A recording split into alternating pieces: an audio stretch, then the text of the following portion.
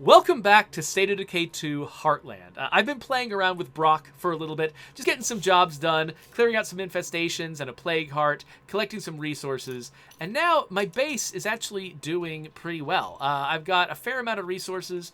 I just finished upgrading my farm, which means we're doing getting a bunch of food, and we're about to get even more because I just dumped a bunch of extra seeds in there. So, yeah, we are making a profit on food. The only thing we're wasting right now is materials. Notice, by the way, we've got this fuel extractor that's giving us +4 fuel a day.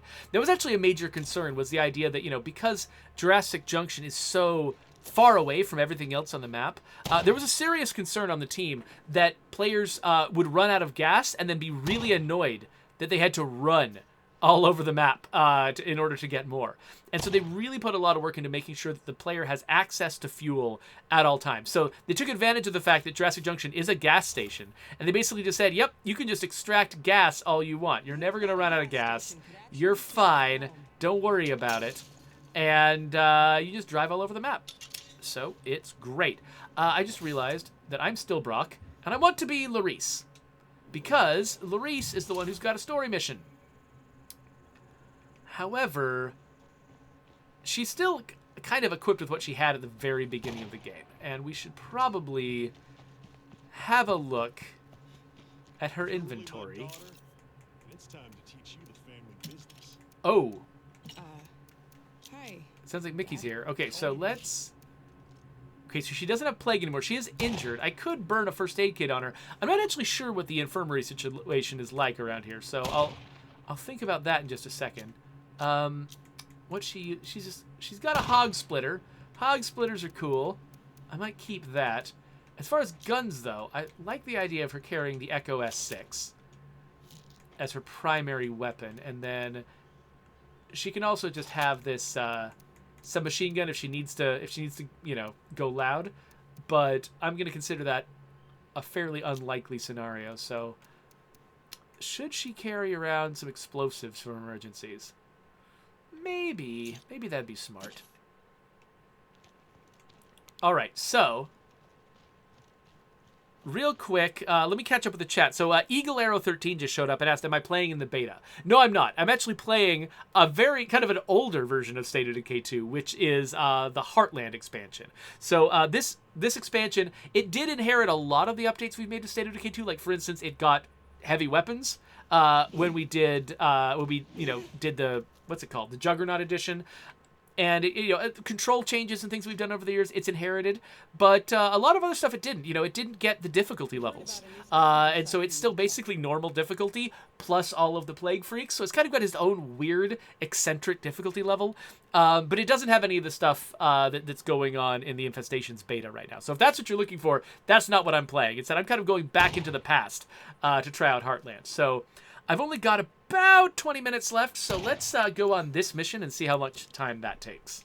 I got a little collection job you could help me with. Should be a milk run. All right. Good deal, kid. Let's see what you're really made of. Okay, let's head over to the Orchard House. Hop in, Dad.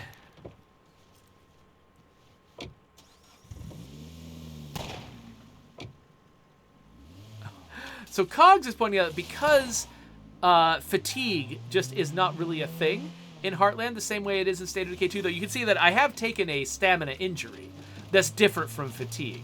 I think I was close to a bloater or something. I don't remember exactly what happened to Larice to get her that injury, but whatever. He says that it's actually a valid strategy to just stand around the base at night waiting for morning. That is true, but he does acknowledge that that's not really a stream-friendly strategy. So this guy we're going to see, he owes us big time, but he's late with his rent, if you get my drift. Yay, He extortion. moves around a lot, but I know where he's holed up now. Okay, Dad. I told you to call me Mickey. You got that? Okay. Sorry, Mickey. Hey, Xander. This here's my kid.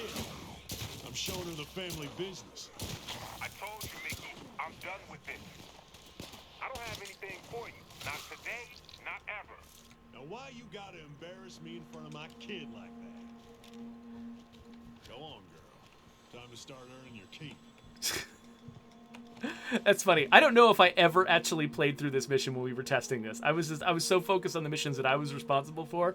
I was aware that there was a scene collecting from Xander, but I don't think I actually played through it. You don't have to do this. I don't owe Mickey anything, and neither do you. Wait, so hold on. You can murder Xander? What? Oh, wait. Or you can murder Mickey? Really? Really? Because I'm assuming if they become hostile, that means you murder them. What? Did we really do this?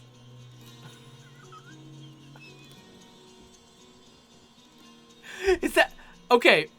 It's kind of funny. So as sort of like a kind of a fun way to start the year, I asked Andy Collins the other day if he could go through and sort of like catalog what happened to each of these characters at the end of their story, because I think somebody in my chat earlier on was asking, hey, what happened to this character? What happened to that character? And I was like, I don't know the answer to all of these questions, and we should make sure that we do collectively as a studio.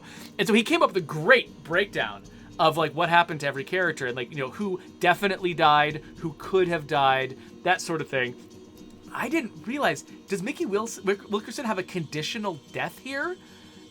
Where you could play through Heartland, kill Mickey, but then go play Homecoming, go play the Trumbull Valley stuff, and he's there, like that didn't happen. So, okay. So I kind of want to play all the way through Larissa's storyline, which means probably not doing this. Okay, so Ranith Court says no one actually dies. Okay, good. Because when it says becomes hostile, usually that means you're going to murder them. But Ranith Court is reassuring me that no one is actually going to die. So, yeah. So, awesome Twitch dude. I was actually thinking of asking that. I was actually thinking of asking, like, Wonder if it makes sense for us to share this stuff now that we've got it. But I don't know. That's a good question because I mean some of it.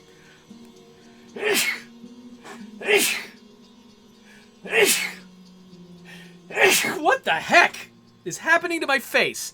It might include a lot of internal information that we would not be comfortable sharing. So I'm not sure if that's something we can share with the public. But anyway, it was a useful tool. Okay, so Ranith Cord says that I won't kill him. In that case, I'm turning on him. Why'd you have to be stupid like that?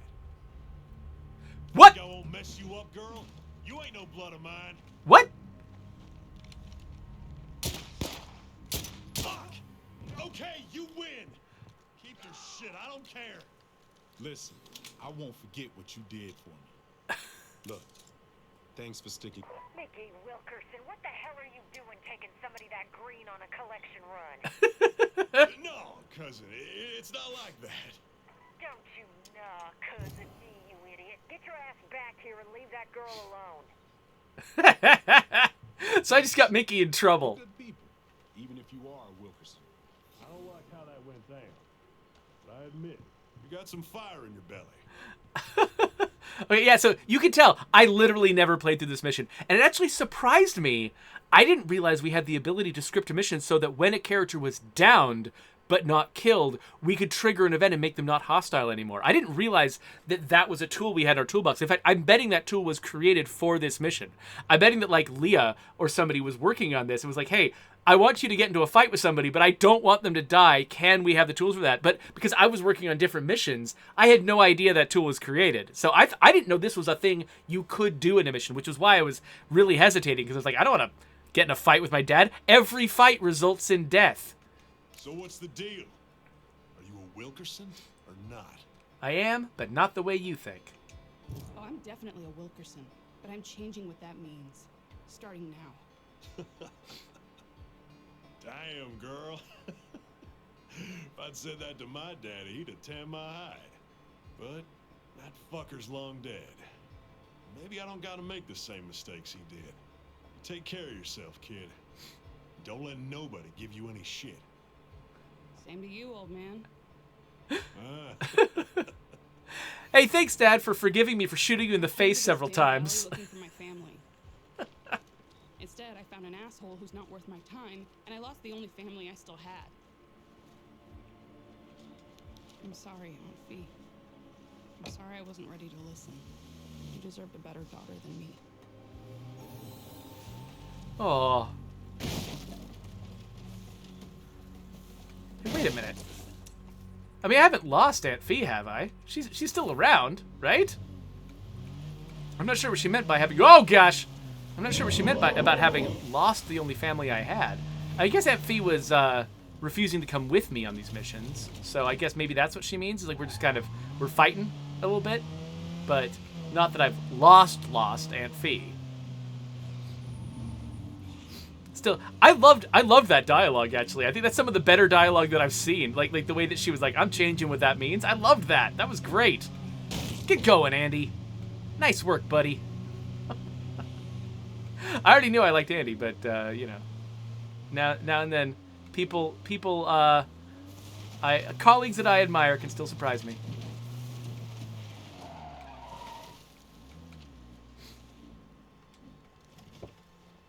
Okay. Oh, I don't think I actually really... Okay, I only picked a little stuff up. Okay, so we've got like 15 minutes before I gotta go. Oh, Brock wants us to go on a supply run. Okay, so these supply run missions. I wasn't really aware of these when we were working on Heartland. I mean, I guess this makes sense. Like, if Heartland is aimed at players who want to play through a sort of specifically laid out storyline, you know, that sort of tells them like this is what you do next and this is what you do after that in order to have the best experience. Whereas State of Decay 2 was really focused on players who were like, I want a sandbox. I don't want you telling me what to do. I want to, you know, figure things out on my own. And everybody's usually somewhere on that spectrum, somewhere, you know, enjoys both to some degree or another. It's not like these are two classes of players or something. But Heartland was definitely, it was made to satisfy that style of gameplay. And so it's interesting that, you know, I didn't realize we had done this, that we had these supply run missions that are, I guess, meant to sort of say, in between the big story missions, what you're supposed to do is scavenge and take care of your community. But for a player for whom, you know, like, the way that they figure out what to do next is to look at the mission list. Giving them a mission list that tells them explicitly, hey, you should be going on supply runs. Stop it.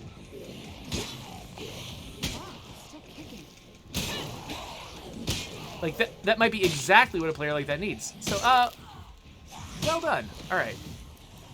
I'm saying well done like I wasn't on the team, but I wasn't making that decision, obviously. I didn't even remember it. Dang it. Come on. Get me out of here. Fire in the hole! I got a rep. It should be here. System should. Dang it. Sure, I'm attracting a lot of zombies. Maybe it's all the bombs I'm setting off. More of that. Okay. I think that knocked everything on its ass. Yeah. Notice that she's doing the, so heavy weapons have got a different finisher move that they do. Oh, by the way, I didn't pick up snacks, of course. Like, when you've got other zombies around, you do a different finisher than you do when you've got the last zombie. When you do the last zombie, you just, like, come down straight on their heads. But when you got other zombies around, yeah, that's the one you do when there's no zombies around. But when there's other zombies around, you do that swing around your head first, so you can hit anybody who's advancing on you, which is kind of fun. But it's funny when you do it and there's a bunch of zombies on the ground, because all it's looking for is more zombies, not more zombies that are standing up and can be hit by the move. So you end up doing this spin around move that hits no zombies, because all the zombies that are triggering it are on the ground around you.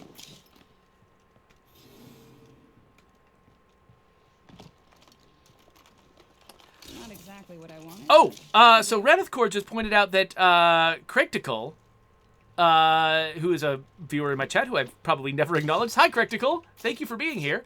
Now that's heavy. Apparently just redeemed the Add the Name to State of Decay 2 reward that you can get for saving up channel points. So congratulations, Could be worse. Critical. Did you... Okay, let's see here. When you made the request, Critical, did you say in the... Because you can write me a note as part of, like, submitting for the reward. Did you write down the name that you want added to the game in that note? Because if you did, then yeah, I've already got another one of those queued up. So I'll go and I'll implement a couple of them at once, and it'll be great. But if you didn't give me a note, definitely tell me now in the chat what name you want, so I can make a note of it. Hello there. I'd like to offer your team and add it to the game. Oh. Oh, what? That looked like a headshot to me. There we go. I know everybody in this valley, but I've never heard that voice before. Be careful, okay? So the thing that's special about the Blood Screamer, beyond the fact that it, of course, can vomit on you, is the fact that it actually creates zombies. So the regular Screamer, it makes its noise, and the noise is it's very loud and very attractive to zombies. And if there are zombies around, they will come to see what's going on with the Screamer. Let's finish this supply run, because we do not have time to start a new mission. So let's just wrap up the supply run, tie things up, and go. What the heck was I just talking about? Oh yeah, so if you've already killed every zombie in the vicinity, there's no zombies around you at all, and a regular Screamer screams, nothing happens. It makes a noise, but whatever. You know, what am I even doing? What are you watching me do right now? This is insane. Okay, this is what I was trying to do. Just get to level ground. That's all I wanted. What the? Okay, this is very bumpy terrain. Bye-bye. Okay. That's not what I wanted. Anyway. Now my lights are underwater. I can't see a thing. But the Blood Screamer, when it fires off its scream, if there are no zombies around, it will just make zombies. It makes sure that zombies arrive every time. And it specifically spawns plague bloaters.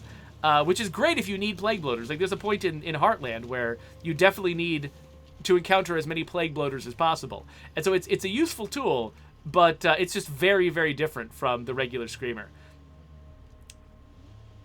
Alright, so let's see what's in here. Oh, we're out of storage already for meds. Can we upgrade storage in Heartland? I don't even know. Well, we can find out. Okay, that's useful. All right, let's. The plague heart situation isn't going to solve itself, people. Let's get inside. Actually, before I forget, let's make some more gas. And then, can I upgrade the storage? Yes, I can. Good. That will give me a little bit of extra space. In the meantime, let's grab this gas. Keep this car running.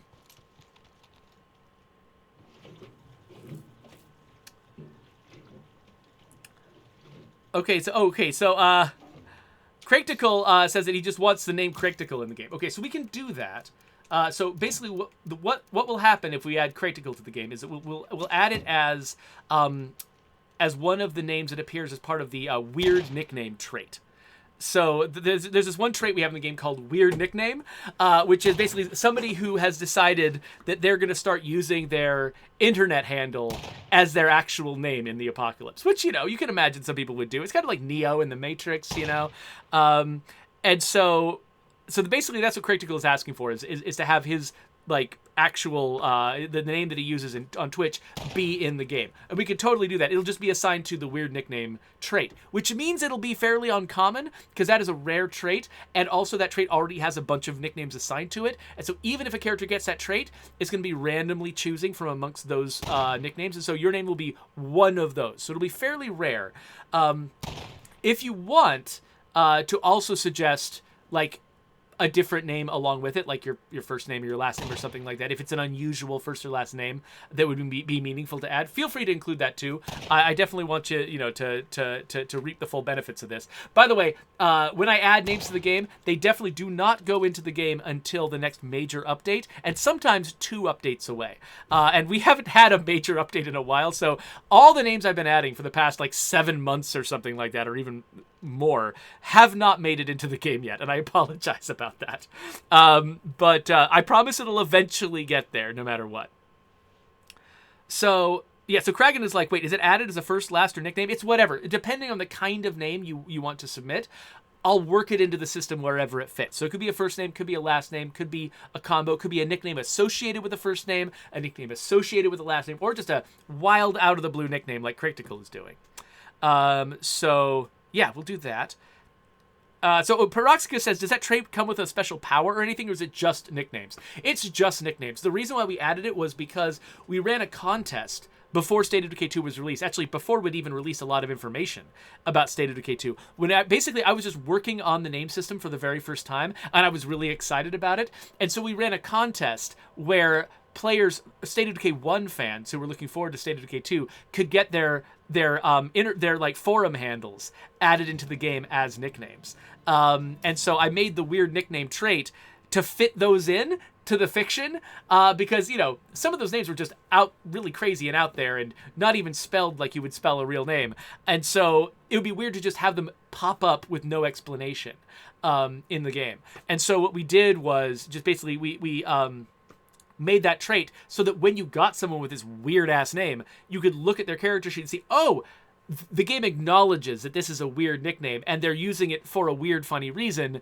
And now that character makes sense. That's like the whole point of the name system, is to try to give characters weird, memorable names, but have those names make sense when you look at the character sheet. So there we go. Yeah, so Kragan says, just a nickname. The nickname is the special power. I mean, most of my favorite characters in the game are characters with interesting name, nickname, and trait combinations that makes them memorable. You know, like Jack Kilgore, attorney at law. You know, like characters like that sort of come together magically from a bunch of different aspects of their character, you know, just sort of flowing together in the procedural system. That's what I love about my favorite characters. So, yeah, there we go.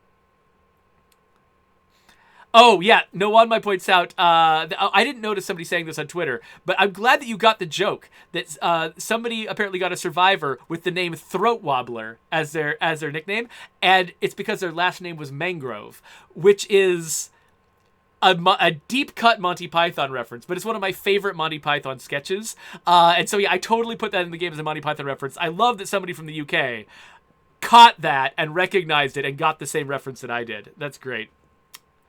Kragan, there are traits that there aren't traits that make other traits more likely, but there are traits that eliminate other traits. So, like, if you have two traits that say the opposite thing about a character, like really active and lazy, I usually tried to put tags on them so they would recognize, oh, if you've got this one, you can no longer have this other one.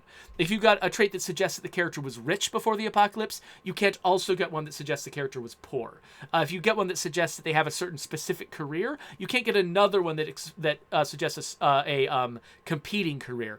Even though people often have multiple careers over the course of their lives, that feels like a mistake when you know the characters are being randomly generated. And so we eliminate those possibilities from happening. So, yes, one trait can prevent another trait, but one trait doesn't make another one more common, just because ultimately you're not experiencing the characters. Like, you're not experiencing millions of characters and their proportions. You're just experiencing individual characters. So one trait making another trait more common doesn't change anything about an individual character, the way that one trait eliminating a potentially conflicting trait that would cause cognitive dissonance, that would affect your experience with an individual character. Yeah, I am out of time. I've got to get out of here. So before I read anything else in the chat, let's wrap this up. So here's the subscribe button. Here's links to other videos. I'm going to play more Heartland, and that's going to go here. I don't know what I'm putting here, but I'm sure it's wonderful. So go check that out. And congrats again to Craig Tickle.